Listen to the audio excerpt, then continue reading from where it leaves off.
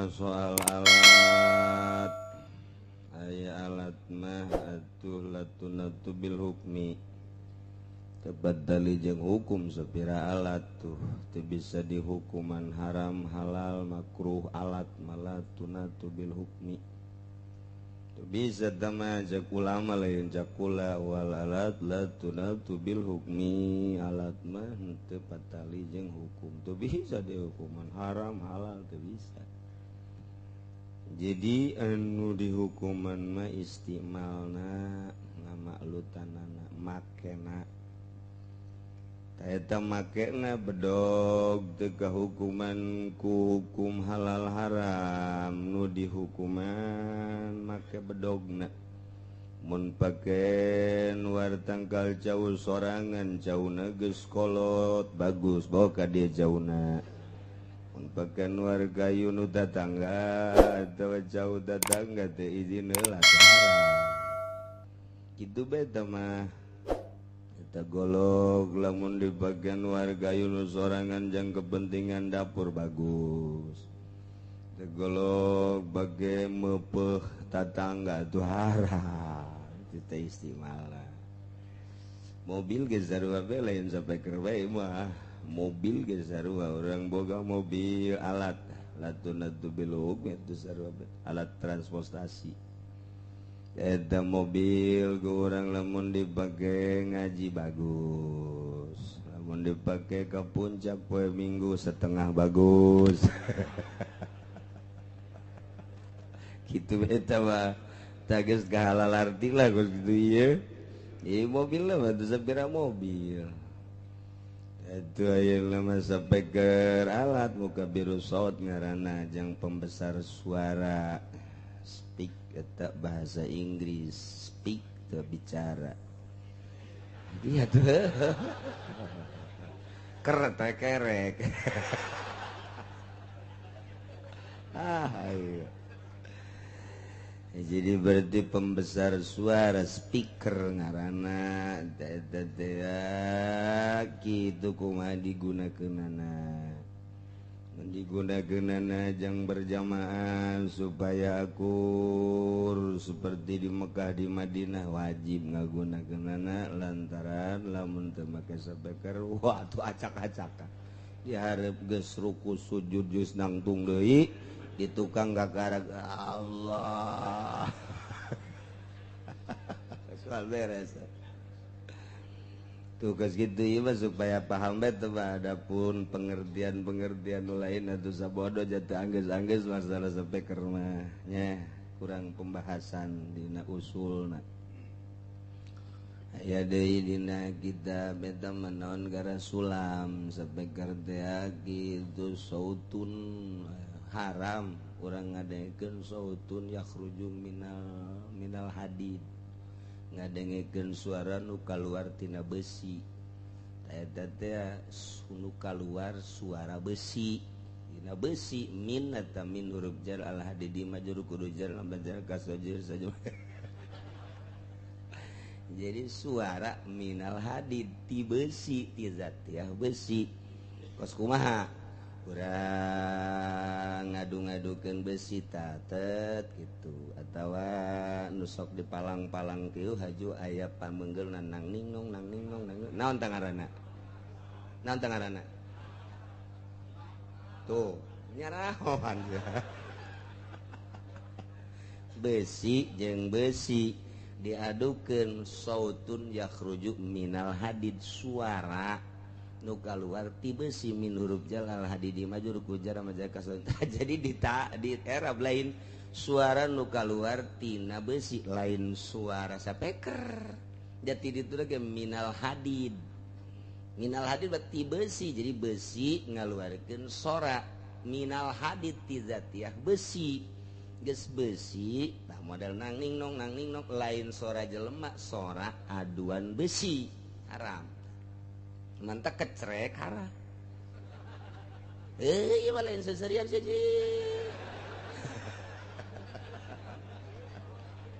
jadi kadinya dah kecrek teh besi jeung besi tuh besi jeung besi ngadu trek haram sautun yakhruju minal hadid tuh kehartikan kurang mantak ditarkib heula cak urang kulon mah tuh sautun jadi naon tas jan narkib nang kitu nya ho tata kos kitu tah jadi min di mana tah di ari ieu mah lain sautun yakhruju minal hadid dia memukabbirus saut ngaranna pembesar suara sebab minal hadid beti besi suara besi berarti tuh lamun keluar tina motor eta berarti sautun yakhruju minal knalpot atuh ieu mah keur carita ya Allah eta suara tina kenapa trot nah lamun tadi gambang nang ting tong tah eta sautun yakhruju minal hadid kuari lamun kitu teh cara Omaira mana ngaranna sia nyarah bae eta sarua yakhruju sautun yakhruju minal kawat eta saya ulah hese-hese lah diarabkeun ya hese bahasa urang bae tah lamun nu kaluar di tukangan urang sautun yakhruju naon tah itu tamangaranna tuh jadi cek aliman tek mah atuh kudu di tasawur heula ieu mah lain sautun yakhruju minal hadid mukabbirus saut sok disebut cek urang emrik mah speaker ya alat ieu mah deuk kumaha ge alat talamun tadi ta alatul lahwi asupna sautun yakhruju minal hadid mah alatul lahwi haram kecrek teh suara nu kaluar tina besi ari ieu nama ye ari naon negara robana na terbang nu kecrek anda teu tenan cenah ieu mah dipasang lagi ku Habib ya Habib tinggal Habib ieu mah cenah nu nakolna Habib atuh Habib sarua bae pan cenah Habib si kos kitu atuh Habibna teu ngaji ulah hese-hese gitu bae cenah ku ari mah Habib maca sholawatna maka tanbur teh kendang gede teh atuh haram bae alatul lahwi cenah pakai maca sholawat gitar tanbur kendang pakai maca sholawat haram kos kitu bae teh mah geus titik bae hese amat sih sakali haram atuh haram geus ulah aya hese-hesean geus teu kudu cenah ieu mah kiai gitarna leutik siapa sok macem-macem bae atuh kullu maharuma kabiruhu pasogiruhu ge atuh kadali tiap anu gedena haram atuh anakna ge sarua eta ngaji lalagaan ge hese tah ngaji kos kitu tah eta hese ngaji lalagaan tapi hese itu lain lalagaan siana bae ngadengeun lalagaan geus urang speaker mah alat kumaha maklut nu di alatana namun eta speaker pake nyanyi dangdutan haram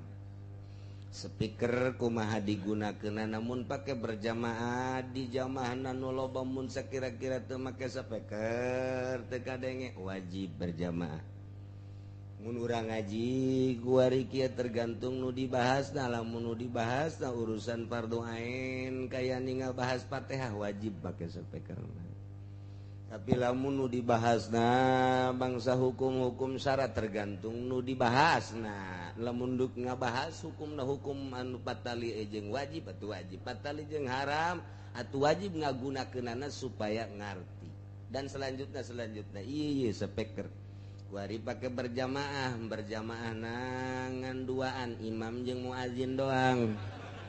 speaker tuh tah mah sabodo ente lah tah mah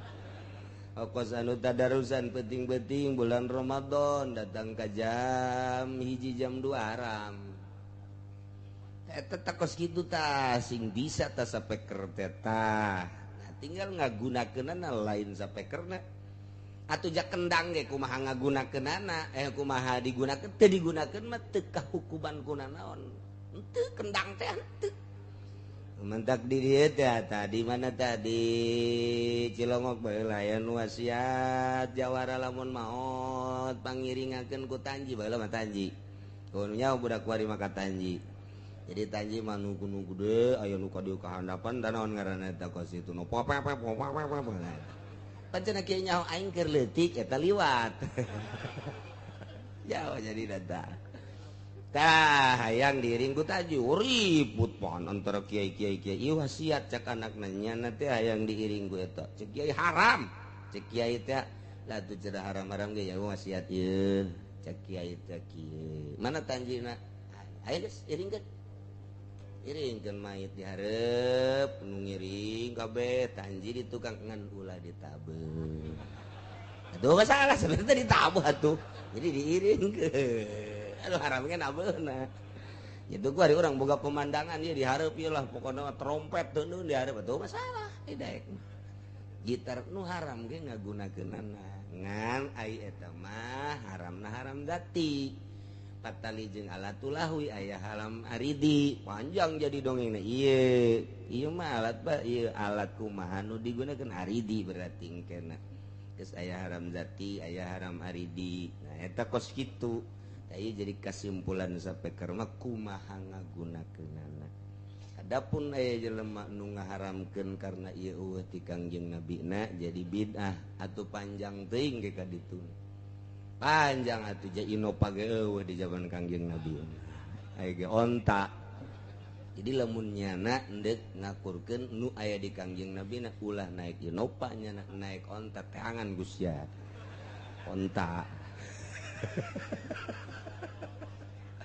Cek ahli munazoroh mah encan keuna gitu cek ahli munazoroh mah sok ka pamana gitu teu bisa. Adapun hari suara sapeker azan kadenge ku urang atawa di radio heula tadi radio nu azana di Istiqlal kadenge ku urang ka dieu melalui radio geus sapeker keneh ta eta teh teu sunah dijawab nu azanna di mana nu ngadengena di dieu kuari nu azana di ditu di kebon kalapa kadege ka dieu tah Allahu akbar cek fikih cek fikih teu kudu dijawab teu sunah lantaran lain di pangjumaahan urang lain di tempat salat urang nu azana di ditu di pasar Kemis kadenge ja anginna keur ka dieu Allahu akbar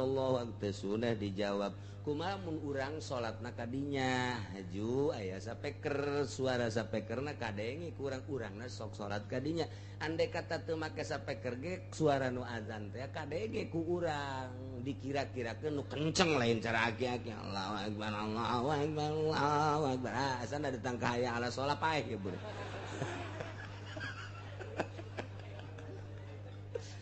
eta mah sunah